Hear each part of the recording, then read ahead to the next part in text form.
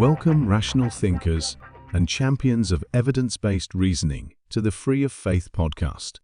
This is the place where we dare to peel back the comforting but opaque layers of faith-based claims and expose their logical shortcomings. Today's topic is a crucial one. Would an actual God have written a book of truth, missing essential elements of rational thought and belief?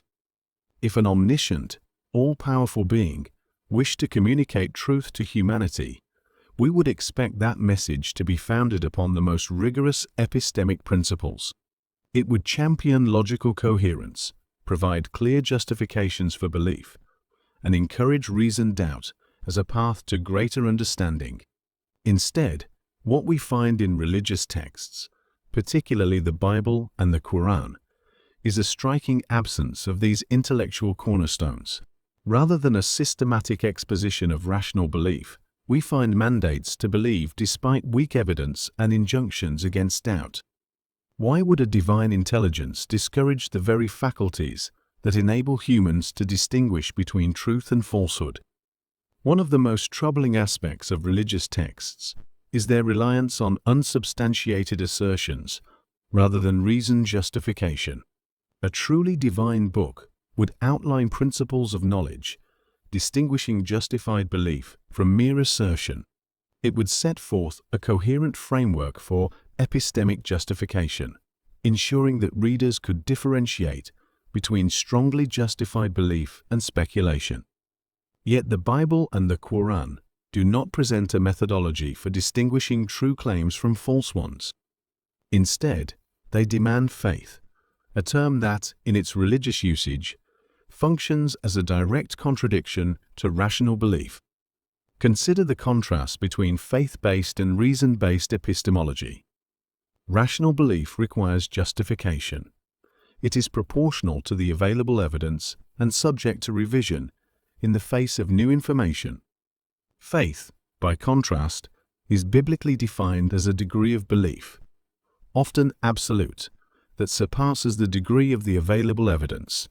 A book genuinely authored by a divine being concerned with truth would not glorify this inferior epistemology, but rather stress the importance of skepticism, self-correction, and rigorous inquiry. Furthermore, a divine book of truth would not merely encourage belief, it would encourage rational doubt. Doubt is an essential part of any honest search for truth. It prevents dogmatism and enables the self-correction necessary for intellectual progress. Yet religious texts typically treat doubt as a weakness, something to be overcome rather than explored.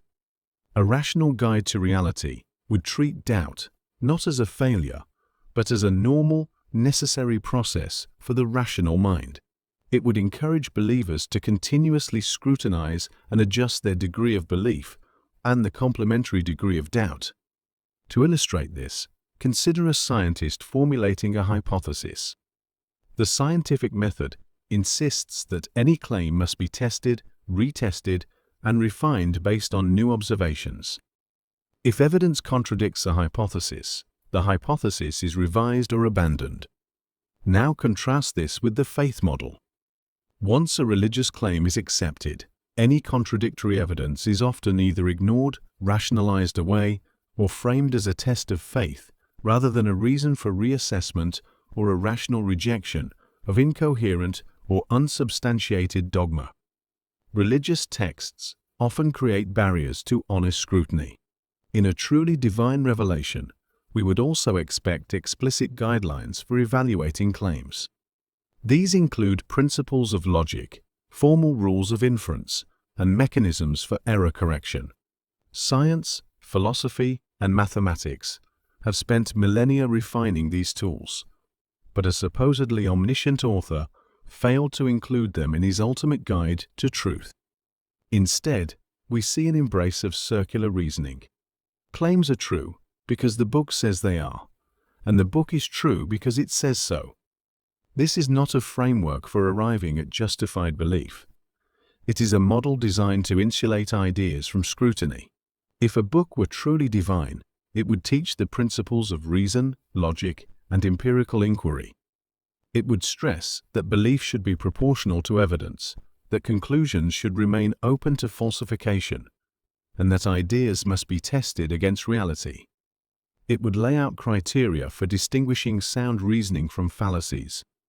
It would provide readers with the intellectual tools necessary to critically evaluate not just religious claims, but all claims. Instead, religious texts provide little of this, relying instead on proclamations, imperatives, and appeals to faith. A divine book would emphasize the process of knowledge acquisition itself. It would illustrate how confidence levels should be adjusted up or down over time as new confirming and disconfirming evidence becomes available. Consider how humanity's understanding of the natural world has progressed through scientific inquiry. We no longer rely on outdated and inaccurate Aristotelian physics or geocentric models of the universe. These ideas have been replaced with more accurate models with greater predictive power. This process of improvement is wholly absent from religious doctrine, which instead demands unyielding adherence to ideas formed in pre-scientific eras. Faith-based systems treat certainty as a virtue and doubt as a failing a stance that runs contrary to every rational method of gaining knowledge. So what's the bigger takeaway? If the Bible were truly authored by a divine intelligence, it would not be structured as a collection of mandates and unverifiable assertions.